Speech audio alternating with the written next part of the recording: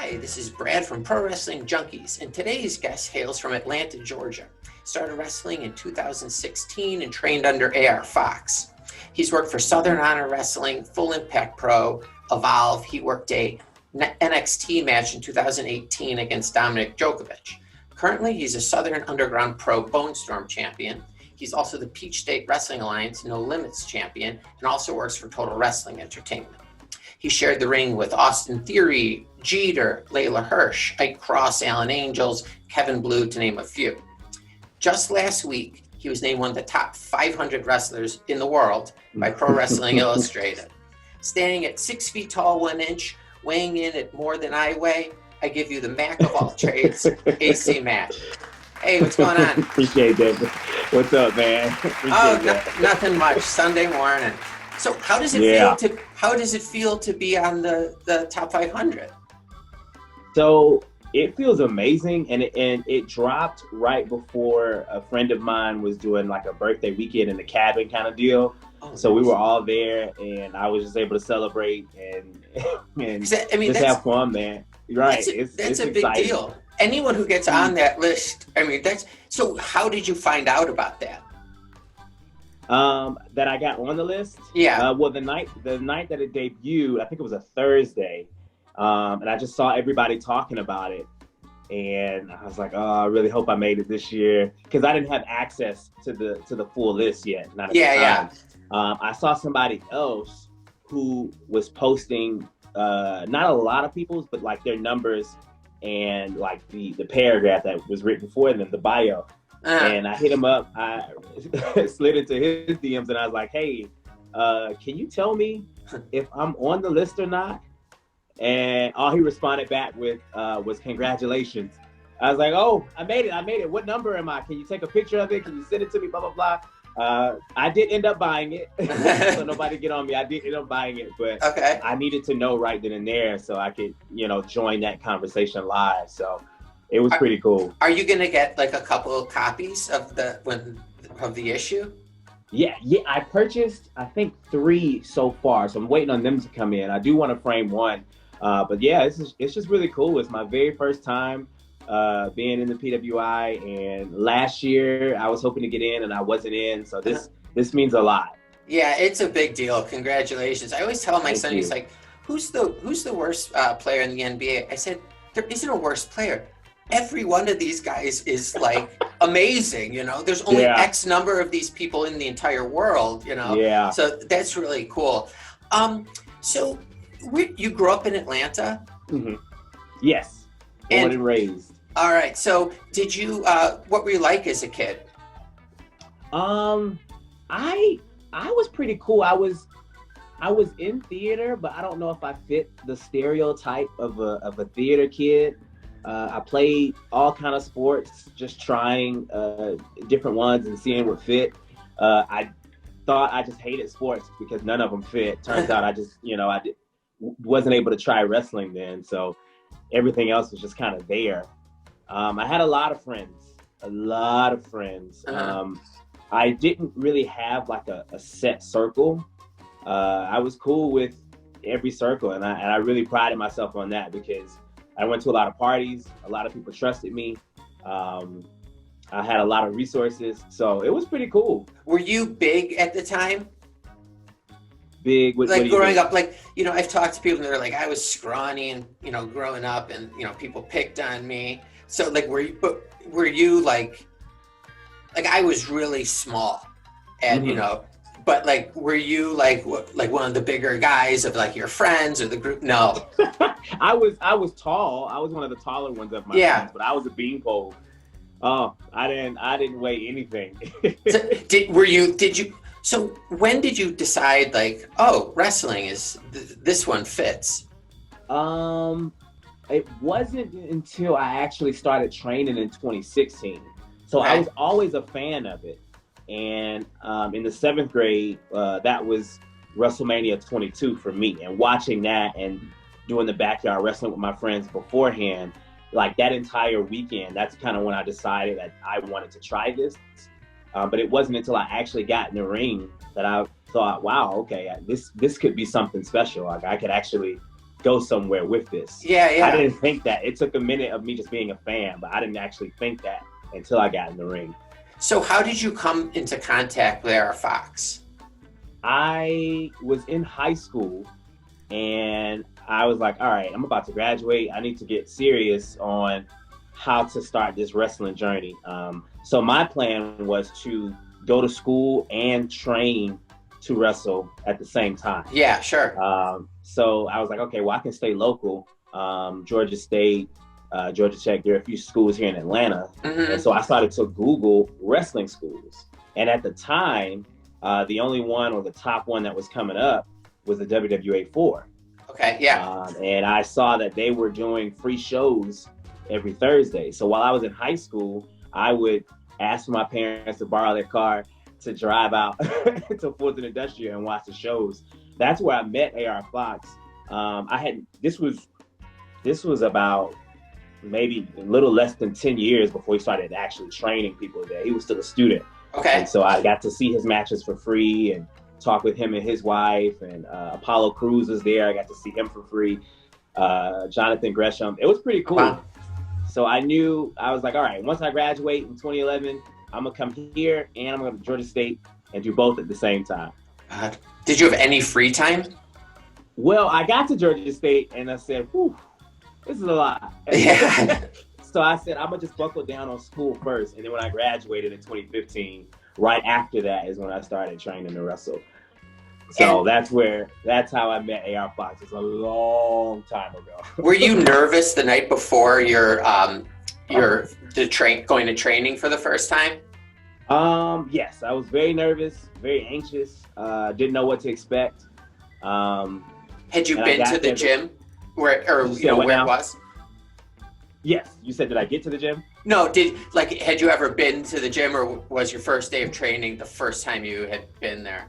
I had been to the gym before, but nothing serious. Just uncles and cousins who were like, we're going to do guy stuff. We're going to the gym today. Little stuff like that. Like, it was never anything major. But but the place that you trained at, had you ever been there? The place that you were trained. Right. Well, like I said, they were doing the Thursday shows every week. So I had been coming as a fan for years before I started training. Yeah. And to wrestle there. What was your first day of training like? Was it what you expected? No. Oh, no, not at all. I actually almost did not come back. Oh, really? Just because it was a lot more than what I was anticipating. I took that first bump and I was like, "Ooh, I don't know if I can do this." Yeah. I wasn't prepared for that transition of becoming tough. Yeah. Like, I hadn't played any contact sports. I wasn't used to getting hit. You have to really buckle down and accept the fact that this will hurt. Like, there's no way around it. Mm-hmm. You know, you have to learn how to get slammed. You have to learn how to get hit. So that was probably the hardest for me, toughening up. So. And so, but you did come back the next day. Yeah. And it's going to, obviously. Right. So when you get sent out for your first match, mm-hmm. did you feel like prepared for it as much as you could be for a first time? As much as you could be for the first time. Fox likes to get you out there. You can do drills all day. And you can pair with people and run spots and stuff all day, but the best teacher is just being in that ring, honestly. Mm-hmm. The best teacher is being in that ring with somebody that's better than you live in front of a crowd. So we got started early. You know, we were only a few months in and we had our first match. And you said it best, as prepared as you can be. Yeah. Did you feel good about it afterwards? Afterwards, I did. I actually felt really great about it. I was petrified going in, but afterwards, I felt pretty good. I had my family there, and nice. They all loved it. Everything went a lot smoother than I thought it was gonna go. But yeah, it came out great. I hate watching it back now. Yeah, totally. I bet. What were you working as, like a face or a heel, like when you first come out, or just the very first match I ever did, I was a baby face. Okay. Well, that it was separate from the free Thursday shows that we did. When I debuted in the Thursday show, I was a heel and it was just a heel on out. But that very first show, I'm not even sure if the footage is available, but it was a separate show that was hosted in that same building. Okay. So the secret first match, I guess. Yeah. Is it awesome being a heel? Like, I mean, is it fun to just kind of do whatever, say whatever you want? I love it so much that I never ever want to be a babyface. Yeah. Ever. I was watching a couple of your matches and like the promos beforehand, and it's awesome. You know, it must feel great to like you had like the audience in the palm of your hand and just say like 2 or 3 words gets them to turn. Like, yep. And I love it. I love being able to control the wave of the crowd. You know, if they're up, and you can ride it with them, and then you just know ahead of time what you're gonna say and how you're gonna bring them back down. It's just a lot of fun. Yeah. When you go and wrestle for the first time at a new promotion or whatever, mm-hmm. do you come in with your I'm a baby face or a heel, or do the promoters kind of say you're working with this guy today, he's a heel? Yeah. It depends. It used to be that way. Hey, you're coming in, we need you as this or that. Mm-hmm. Now, thankfully, my name has gotten out there a little bit more. I think people know the brand that comes with AC Mack. They know mm-hmm. what that character is and what he's about. So now, more often than not, they already book me against a baby face. Okay. Oh, that's great. Now, there are places where, like Action, where I'm heel and that's just like a home for me. Mm-hmm. And we can do like a slow burner face turn to where I'm still being a heel, but the reaction's different. Yeah. But going someplace cold, no, I think it's better. I personally think it's better, and they think it's better now too, thank God. That I just debut as a heel, yeah. So, okay, another thing. I love your ring gear. Thank you. Did you design that? Like, how does that come about, what you're going to wear? So I design it, and I get with Clint. He does sports entertainment gear. He does a few people for both WWE and AEW. The only one I can think of off the top of my head right now is Bailey, though. So if you like Bailey's gear, you'll like Clint's stuff. Yeah. But yeah, so I call him up. I'm probably the most annoying guy he has, because I'm just very particular about like what I want and what material I want. Sure. So it'll start out with, I always buy the vest first. The gear is always based off of whatever vest I have. Oh, okay. So I'll buy the vest, and then I'll kind of draw around that. And then I'll send the pictures to him, and then we'll talk about like what fabrics I want to use, or like where do I want this image and stuff like that. So is it expensive? I'm a diva when it comes to the gear. Well, that's a big part of the show. Yeah, I agree. Is it expensive? It is, yes. For like the average person, I don't think it's as expensive as people probably expect it to be. Okay. But it's up there. It's definitely a few hundred. It's an investment for sure. Yeah. So do you have to wash frequently? Yes, I wash frequently, and I air dry. I'm like super nervous about putting it in the dryer, and like when I first get them, I'll probably do like hand washing. I'm very careful, because like, it's a little bit of money, and I want to look good. Yeah, exactly. It's part of who you are, Right. I was gonna say, so did the acting that you did growing up, that help mm-hmm. with like your confidence? Because you look, like you've done it for a million years. Does it help your confidence when you're doing promos that you can speak? So it definitely helps.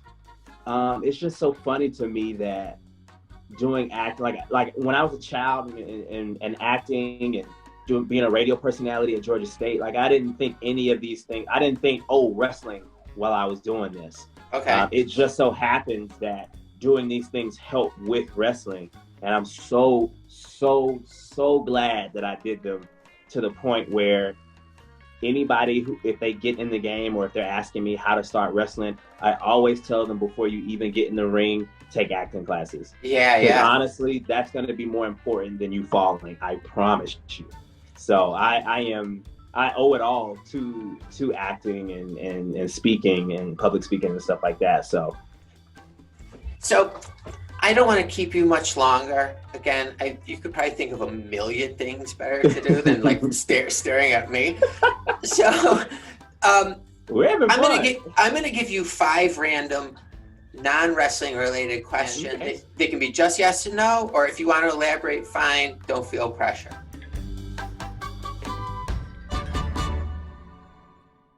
Okay. All right, here we go. Actually.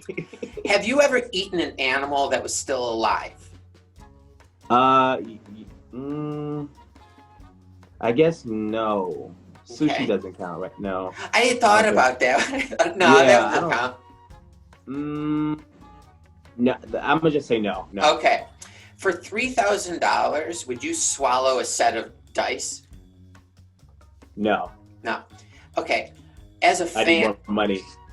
are you a basketball fan? Kinda. Yeah. Okay. Are you or the people of Atlanta upset that they traded Luka Doncic's rights for Trae Young's? I'm not upset. The people probably are. Okay. I'm not sure on that one. So have you ever seen any of the Faces of Death movies? The Faces of Death movies? No, I don't think so. Okay, good. Don't ever. If like a friend says, "Hey, let's come over and let's watch Faces of Death 1," don't do it. It's a huge mistake. I'm just warning you. That's just gonna make me want to watch I it. know. Okay, and lastly, are you afraid of the thought of aliens?